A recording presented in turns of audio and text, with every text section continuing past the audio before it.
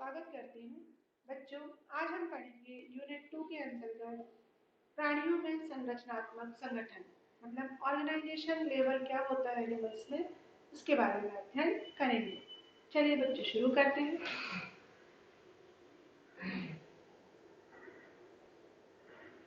प्राणियों में संरचनात्मक संगठन, जैसा कि तुम्हें पता है कि हमारा जो शरीर जो बहुकोशिकीय प्राणी रहते हैं उनका शरीर जो है वो कोशिका से निर्मित होता है। किसी भी प्राणी का शरीर सेल से बना हुआ है। अब ये सेल्स आपस में मिलकर के बहुत सारे सेल्स मिलकर क्या बनाते हैं, ऊतक बनाते हैं। ऊतक मिलकर के एक विशेष कार्य के लिए अंग का निर्माण करते हैं। अंगों से अंग तंत्र का निर्माण होता है और ये जो अंग तंत्र होता है यही क्या बनाता है, शरीर बनाता है। ये हमने अच्छे से समझा है, इसको लेवल ऑफ ऑर्गेनाइजेशन कहते हैं। तो एक बार फिर से हम देखें लेवल ऑफ ऑर्गेनाइजेशन। जैसे कि आप यहाँ देख रहे हैं, सबसे पहले किसी भी प्राणी में क्या सेल क्या है, उसकी आधारभूत इकाई है। तो यहाँ पे प्लांट सेल और एनिमल सेल दिख रहा है। सेल्स मिलकर क्या बनाते हैं, टिश्यूज बनाते हैं। टिश्यू आपस में मिलकर के क्या बनाते हैं, ऑर्गन का निर्माण करते हैं। ऑर्गन मिलकर के ऑर्गन सिस्टम या अंग तंत्र बनाते हैं और अंग तंत्र से ऑर्गेनिज्म या जीव शरीर का निर्माण होता है। इसके अंतर्गत जो मेन इंपॉर्टेंट चीज का फीचर है टिश्यू, इसके बारे में हम अध्ययन करेंगे।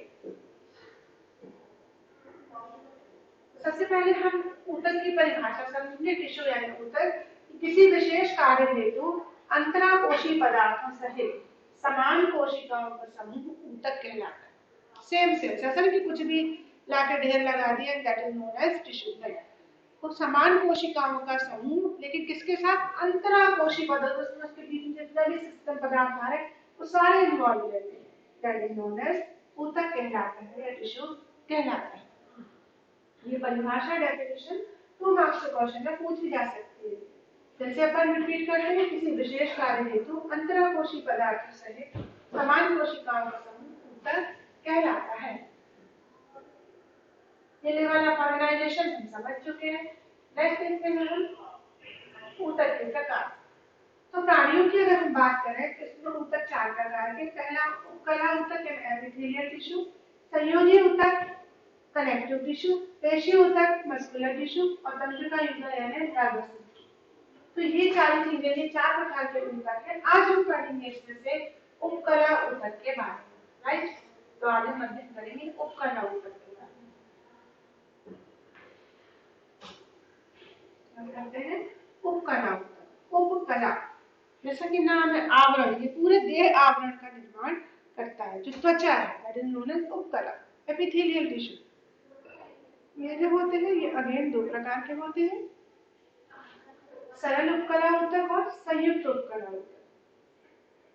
सिंपल एपिथेलियल टिश्यू और कंपाउंड एपिथेलियल टिश्यू। देखते हैं सरल उपकला ऊतक जो होते हैं वो भी अगेन 3 प्रकार के सेल्स रहते हैं, शल्की, घनाकार, स्तंभाकार। शल्की वाली जो सेल रहती है वो चपटी होती है, पतला स्तर, जो कहाँ होता है, रक्तवाहिकाओं में, फेफड़ों के वायुकोश में। इस प्रकार से एल्वेओलाई रहती है ना, आपने टाइम से पढ़ा होगा, पतला स्तर बनाती है जिससे कि गैसों का विनिमय आसानी से हो सके। घनाकार ये क्या होते हैं, जितनी मेम्ब्रेन पाई जाती है हमें बॉडी के अंदर उस सब में घनाकार उपकला ऊतक पाया जाता है। इनका कारण है सिक्रीशन और अवशोषण, एब्जॉर्प्शन, ये सारा काम करती है। इसके बाद आता है स्तंभाकार, जो कि लंबी पतली कोशिकाएं होती है, ये पाई जाती है अमाशय में, आंत्र में, श्वसनिका में, डिंब वाहिनियों में, इनमें पाई जाती है।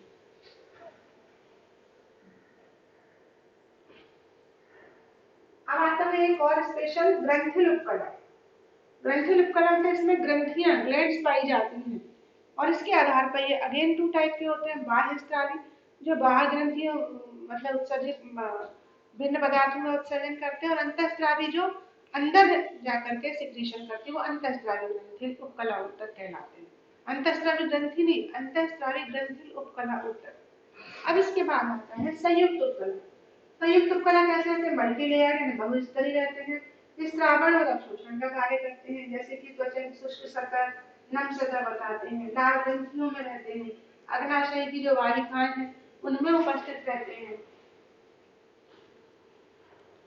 यहाँ पर हम इन सेल्स को समझ रहे हैं। सबसे पहले है फ्लैटेंड सेल है, चपटी उपकला, घनाकार उपकला होता है, तो ये स्तंभाकार दिखाई दे रही है और इसमें इसकी सेल स्थिति दिखाई दे रही है कि टॉल सेल्स रहते हैं और किसी किसी में सीरिया रहते हैं ताकि ये किसी भी चीज को गति प्रदान कर सके, तो इनमें सीरिएटेड स्ट्रक्चर पाया जाता है।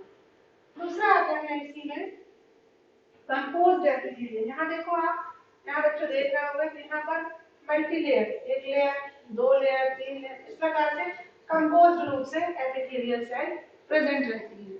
तो ये था उपकला ऊतक के बारे में। अगर यहाँ पे भी और एपिथेलियल सेल दिखाई, जैसे squamous epithelium, cuboidal epithelium, again वही चीज आ रही है।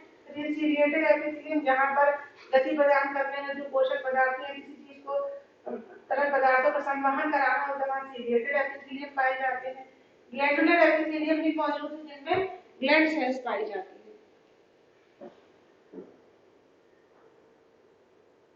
बच्चों ये था हमारा उपकला ऊतक के बारे में। नेक्स्ट वीडियो में हम संयोजी ऊतक के बारे में अध्ययन करेंगे। थैंक यू बच्चों।